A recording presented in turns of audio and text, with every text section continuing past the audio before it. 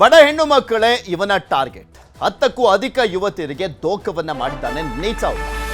ರಾಸಲೀಲೆ video ತೋರಿಸಿ black mail ಅನ್ನ ಮಾಡ್ತಾ ಇದ್ದಂತೆ. ಹುಬ್ಬಳ್ಳಿಯಲ್ಲಿ ನಡೆದಿರುವಂತಹ ಒಂದು ಘಟನೆ. 10ಕ್ಕೂ ಅಧಿಕ ಯುವತಿಯರಿಗೆ ದೋಖವನ್ನ ಮಾಡಿದ್ದಾನೆ. ಜೆರಾಕ್ಸ್ ಶಾಪ್ ಇತ್ತು, ಅಲ್ಲಿ ಬಂದಂಥವರ ನಂಬರ್ ತಗೊಳ್ಳೋದು, ಅವ್ರಿಗೆ ಫೋನ್ ಮಾಡೋದು, ವಿಡಿಯೋ ಕಾಲ್ ಮಾಡೋದು, ಪಟಾಯಿಸೋದು ಅವರನ್ನ. ಅದಾದ್ಮೇಲೆ ಮಂಚಕ್ಕೆ ಕರೆದು ವಿಡಿಯೋವನ್ನ ಮಾಡಿಕೊಂಡು ಬ್ಲಾಕ್ ಮೇಲ್ ಮಾಡಿ ಲವ್ ಸೆಕ್ಸ್ ದೋಖ ಮಾಡಿದ್ದಾನೆ. ಹುಬ್ಬಳ್ಳಿಯ ವಿಕೃತ ಕಾಮಿಯನ್ನ ಪೊಲೀಸರು ಬಲೆಗೆ ಕೆಡವಿದ್ದಾರೆ. ಪ್ರೀತಿ ಪ್ರೇಮ ಹೆಸರಿನಲ್ಲಿ ಬಣ್ಣದ ಮಾತನಾಡ್ತಾ ಇದ್ದ ಯುವತಿಯರನ್ನ ಮಂಚಕ್ಕೆ ಕರೆದು ವಿಡಿಯೋವನ್ನ ಮಾಡ್ತಾ ಇದ್ದ. ಈ ವಿಡಿಯೋ ತೋರಿಸಿ ಬ್ಲಾಕ್ ಮೇಲ್ ಅನ್ನ ಮಾಡ್ತಾ ಇದ್ದಂತೆ. ಅಶ್ಫಾಕ್ ಜೋಗನ್ ಕೊಪ್ಪ ಅನ್ನುವಂಥ ನೀಚನ ವಿರುದ್ಧ ದೂರು ದಾಖಲಾಗಿತ್ತು. ಜೆರಾಕ್ಸ್ ಅಂಗಡಿ ಇಟ್ಕೊಂಡಿದ್ದ ಈ ಅಶ್ಫಾಕ್ ಅನ್ನವನು ಜೆರಾಕ್ಸ್ಗೆ ಬರುವಂತ ಯುವತಿಯರ ಜೊತೆ ಪರಿಚಯ ಮಾಡಿಕೊಂಡು ವಿಡಿಯೋ ಕಾಲ್ ಮಾಡಿ ನಗ್ನ ಚಿತ್ರಗಳನ್ನು ರೆಕಾರ್ಡ್ ಮಾಡಿಕೊಂಡು ಹಾಗೆ ಅಪ್ರಾಪ್ತಿಯರಿಗೂ ಕೂಡ ಕಾಟವನ್ನ ಕೊಡ್ತಾ ಇದ್ದ ಈ ವಿಕೃತ ಕಾಮಿ. ಬಾಲಕಿಯ ಪೋಷಕರಿಂದ ಈತನ ವಿರುದ್ಧ ಪೊಲೀಸ್ ಠಾಣೆಗೆ ದೂರನ್ನ ಕೊಡಲಾಗಿತ್ತು. ಸೈಕೋ ಕಾಮಿಗೆ ಹೆಡಮುರಿ ಕಟ್ಟಿದ್ದಾರೆ ಕಸಬಾ ಠಾಣೆಯ ಇನ್ಸ್ಪೆಕ್ಟರ್ ರಾಘವೇಂದ್ರ. ವಿಚಾರಣೆ ವೇಳೆ ಸೈಕೋ ಕಾಮಿ ಮೊಬೈಲ್ನಲ್ಲಿ ಹಲವು ವಿಡಿಯೋಗಳು ಕೂಡ ಸಿಕ್ಕಿದ್ದಾವೆ. ಅದಾದ್ಮೇಲೆ ಗೊತ್ತಾಗಿದೆ ಇವನೆಂತ ವಿಕೃತ ಕಾಮಿ ಅನ್ನುವಂಥದ್ದು.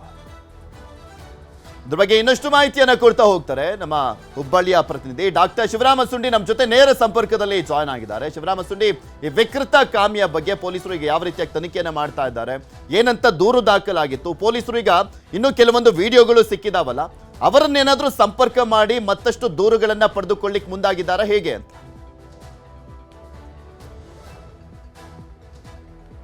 ಪೃಥ್ವಿರಾಜ್ ಏನು ಪೋಕ್ಸೋ ಕಾಯ್ದೆ ಅಡಿ ಇವನು ವಿಕೃತ ಕಾಮಿ ವಿರುದ್ಧ ಪ್ರಕರಣ ದಾಖಲಿಸಿಕೊಂಡಿದ್ದಾರೆ. ಅದರಲ್ಲೂ ಮುಖ್ಯವಾಗಿ ಏನಂದರೆ ಅಪ್ರಾಪ್ತ ಬಾಲಕಿಯ ವಿಚಾರದಲ್ಲಿ ಏನೋ ಲೈಂಗಿಕ ಕಿರುಕುಳದ ಒಂದು ವಿಡಿಯೋ ಸೋಷಿಯಲ್ ಮೀಡಿಯಾದಲ್ಲಿ ವೈರಲ್ ಆದ ನಂತರ ಈ ಒಂದು ಆರೋಪಿನ ಹೆಡಮುರಿ ಕಟ್ಟಿದ್ದಾರೆ ಮತ್ತು ಬಂಧಿಸಿ ಅವನ ಮೊಬೈಲ್ ಒಂದು ಚೆಕ್ ಮಾಡಿದಂಥ ಸಂದರ್ಭದಲ್ಲಿ ಹಲವಾರು ಅಂಶಗಳು ಬಹಿರಂಗಗೊಂಡಿದೆ. ಅದರಲ್ಲೂ 10ಕ್ಕೂ ಹೆಚ್ಚು ಮಹಿಳೆಯರ ಜೊತೆ ಈ ರೀತಿ ಒಂದು ಖಾಸಗಿ ವಿಡಿಯೋಗಳನ್ನ ರೆಕಾರ್ಡ್ ಮಾಡಿಕೊಂಡು ಬ್ಲ್ಯಾಕ್ ಮೇಲ್ ಮಾಡಿರುವಂಥ ಅಂಶ ಪ್ರಕರಣದಲ್ಲಿ ತನಿಖೆ ವೇಳೆ ಬೆಳಕಿಗೆ ಬಂದಿದೆ. ಇವನೇನೆಂದರೆ ಏನು ಜೆರಾಕ್ಸ್ ಅಂಗಡಿ ಮತ್ತು ಮೊಬೈಲ್ ರೀಚಾರ್ಜ್ ಅಂಗಡಿ ಇಟ್ಕೊಂಡಿದ್ದ. ಅಲ್ಲಿ ಬರುವಂತಹ ಹೆಣ್ಮಕ್ಳಿಗೆ ಒಂದು ಪುಸಲಾಯಿಸಿ ಒಂದು ಅವ್ರಿಗೇನೋ ಒಂದು ಓಲೈಕೆ ಮಾಡೋ ಮೂಲಕ ಏನಂದರೆ ಈ ಒಂದು ಅವ್ರನ್ನ ಟ್ರ್ಯಾಪ್ ಮಾಡೋದು ಮತ್ತು ಅವ್ರ ಜೊತೆ ಏನು ಖಾಸಗಿ ವಿಡಿಯೋಗಳನ್ನ ಹಿಡ್ಕೊಂಡು ಬ್ಲ್ಯಾಕ್ ಮೇಲ್ ಮಾಡೋಂಥ ಕೆಲಸ ಮಾಡ್ತಿದ್ದ. ನಂತರ ಒಂದು ಲೈಂಗಿಕವಾಗಿ ಅವ್ರನ್ನ ದುರ್ಬಳಕೆ ಮಾಡ್ಕೊಳ್ತಾ ಇದ್ದ ಮತ್ತು ಬೆದರಿಕೆನೂ ಸಹ ಆಗ್ತಾ ಇದ್ದ. ಏನಾದರೂ ನೀವು ಹೊರಗಡೆ ಬಾಯಿ ಬಿಟ್ಟರೆ ಅಂದರೆ ನಾನು ಸುಮ್ಮನೆ ಬಿಡಲ್ಲ ಅನ್ನೋ ಒಂದು ಮಾತನ್ನು ಹೇಳ್ತಾ ಇದ್ದ. ಇವನಿಗೆ ಈಗಾಗಲೇ ಮದುವೆ ಆಗಿದೆ. ಮದುವೆ ಆದ ನಂತರವೂ ಸಹ ಒಂದು ರೀತಿಯಲ್ಲಿ ಚಪ್ಪಲ ಚೆನ್ನಿಗರಾದ ರೀತಿಯಲ್ಲಿ ಹಲವಾರು ಮಹಿಳೆಯರನ್ನ ಒಂದು ಟಾರ್ಗೆಟ್ ಮಾಡಿ, ಅದರಲ್ಲೂ ಬಡ ಮಹಿಳೆಯರನ್ನ ಟಾರ್ಗೆಟ್ ಮಾಡಿ ಈ ರೀತಿ ಒಂದು ಕೃತ್ಯ ಎಸಗ್ತಾ ಇದ್ದ. ಇವು ಒಂದು ರೀತಿಯಲ್ಲಿ ವಿಕೃತ ಕಾಮಿ ರೀತಿಯಲ್ಲಿ ವರ್ತನೆ ಮಾಡ್ತಾ ಇದ್ದ. ಅದರಲ್ಲೂ ಏನು ಅಪ್ರಾಪ್ತ ಬಾಲಕಿಗೇನು ಲೈಂಗಿಕ ಕ್ರಿಯೆಗಳು ಕೊಟ್ಟು ಜೊತೆಗೆ ಏನು ಸಾಮಾಜಿಕ ಜಾಲತಾಣದಲ್ಲಿ ಹರಿಬಿಟ್ಟ ಸಂದರ್ಭದಲ್ಲಿ ಆ ಒಂದು ಆರೋಪಿ ಸೆರೆಯಾಗಿದ್ದಾನೆ. ಈಗ ಪ್ರಕರಣ ದಾಖಲಿಸಿಕೊಂಡಂತಹ ಪೊಲೀಸರು ಏನಂದರೆ ತನಿಖೆ ಮುಂದುವರಿಸಿದ್ದಾರೆ. ಜೊತೆಗೆ ಈಗ ಯಾರ್ಯಾರಿದ್ದಾರೆ ಅಲ್ಲಿ ವಿಡಿಯೋದಲ್ಲಿರುವಂಥ ಸಂತ್ರಸ್ತರ ಮಾಹಿತಿ ಸಹ ಸಂಗ್ರಹ ಮಾಡ್ತಾ ಇದ್ದಾರೆ ಮತ್ತು ಅವ್ರ ಕಡೆಯಿಂದ ಹೆಚ್ಚಿನ ಮಾಹಿತಿ ತೆಗೆದುಕೊಂಡ ನಂತರ ಅವ್ರ ಕಡೆಯಿಂದ ಏನಾದರೂ ದೂರು ಕೊಟ್ಟಲ್ಲಿ ಅದನ್ನು ಸಹ ಪ್ರಕರಣ ದಾಖಲಿಸಿಕೊಂಡು ಈ ಒಂದು ಆರೋಪಿಗೆ ಕಠಿಣ ಶಿಕ್ಷೆ ಕೊಡಲಿಕ್ಕೆ ಪೊಲೀಸರು ಮುಂದಾಗಿದ್ದಾರೆ. ಪೃಥ್ವಿರಾಜ್, ಓಕೆ, ಧನ್ಯವಾದ ಡಾಕ್ಟರ್ ಶಿವರಾಮ ಸುಂಡಿ ನಿಮ್ಮೆಲ್ಲ ಮಾಹಿತಿಗಾಗಿ. ಇನ್ನು ತಲೈವಾರ್ ರಜನಿಕಾಂತ್ ತಮ್ಮ ಶಾಲಾ ದಿನಗಳನ್ನ ಮೆಲುಕು ಹಾಕಿದ್ದಾರೆ. ಬೆಂಗಳೂರಿನ APS ಹೈಸ್ಕೂಲ್ ಬಗ್ಗೆ ಮಾತನಾಡಿ ಹಳೆಯ ದಿನಗಳನ್ನ ನೆನೆಸ್ಕೊಂಡಿದ್ದಾರೆ. APS ಸ್ಕೂಲ್ನಲ್ಲಿ 6ರಿಂದ 10ರವರೆಗೆ ರಜನಿಕಾಂತ್ ಓದಿದ್ರು. ಗವಿಪುರಂ ಗುಟ್ಟಹಳ್ಳಿಯಲ್ಲಿ 1ರಿಂದ 6ರವರೆಗೆ ಓದಿದ್ರು ರಜನಿಕಾಂತ್. APS ಹೈಸ್ಕೂಲ್ನಲ್ಲಿ ಇಂಗ್ಲಿಷ್ ಮೀಡಿಯಂ ತೆಗೆದುಕೊಂಡಿದ್ರು. ಆಗ ಅವರಿಗೆ ಅದು ಎಷ್ಟು ಕಷ್ಟವಾಯಿತು, ಅಲ್ಲಿನ ಶಿಕ್ಷಕರು ಯಾವ ರೀತಿ ನೆರವಾದ್ರು ಅನ್ನೋದೆಲ್ಲವನ್ನು ಕೂಡ ಹೇಳಿದ್ದಾರೆ. ಕೇಳೋಣ. ಸೊ ನಾನೇ APS ಹೈಸ್ಕೂಲ್ ಆ್ಯಂಡ್ ಕಾಲೇಜ್ ಅದನ್ನು ಓದಿ ಅನ್ನೋದು ಗರ್ವ ನನಗೆ, ತುಂಬ ಹೆಮ್ಮೆ.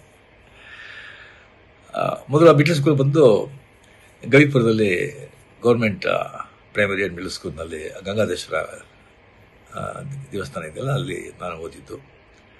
ಫುಲ್ಲು ಕನ್ನಡ ಮೀಡಿಯಮಲ್ಲಿ. ಸೊ ನಾನೇ ಬಂದು ಕ್ಲಾಸಲ್ಲೇ ಫಸ್ಟು, ತುಂಬ ಚೆನ್ನಾಗಿ ಓದ್ತಾ ಇದ್ದೆ, ಬ್ರೈಟ್ ಸ್ಟೂಡೆಂಟ್. ಕ್ಲಾಸು ನಾನೇ ಮಾನಿಟರು. ಆ್ಯಂಡ್ ಮಿಡ್ಲ್ ಸ್ಕೂಲ್ನಲ್ಲಿ ಬಂದು 98% ನಾನು ಬಂದು ಪಾಸ್ ಮಾಡಿದ್ದು. ಸೊ ಒಳ್ಳೆ ಮಾರ್ಕ್ ಇದೆ ಅಂತ ಹೇಳ್ಬಿಟ್ಟು ಆಗ ಅಲ್ಲೇ ದೊಡ್ಡ ಸ್ಕೂಲ್ ಅಂದರೆ ನಮ್ಮ national high school and college and ನಮ್ಮ APS ಹೈಸ್ಕೂಲ್ ಆ್ಯಂಡ್ ಕಾಲೇಜ್ ಭಾಳ ಜನ ಸ್ಟೂಡೆಂಟ್ಸ್ ಎಲ್ಲ ಹೋಗ್ತಾ ಇದ್ರು. ಬಟ್ ನನಗೆ ಬಂದು ಫ್ರೀಯಾಗಿ ಬಂದು ಅಲ್ಲಿ ನನಗೆ ಸ್ಪೆಷಲ್ ಇಂಟ್ರೆಸ್ಟ್ ತೊಗೊಂಡು ನನಗೆ ಪಾಠ ಹೇಳಿ ನೆಕ್ಸ್ಟ್ ಟರ್ಮಿಗೆ ಬಂದು ನಾನು PCM ನಾನು ಮತ್ತು ಅಟೆಂಡ್ ಮಾಡಿ ನಾನು ಪಾಸ್ ಮಾಡಿದೆ. ನಾನು ಪಾಸ್ ಮಾಡಿ ಸೊ ಮಾರ್ಕ್ಸ್ ಕಮ್ಮಿ ಇದ್ದರೂ ಕೂಡ ಬಿಕಾಸ್ ಹೈಸ್ಕೂಲಿಂದ APS ಕಾಲೇಜ್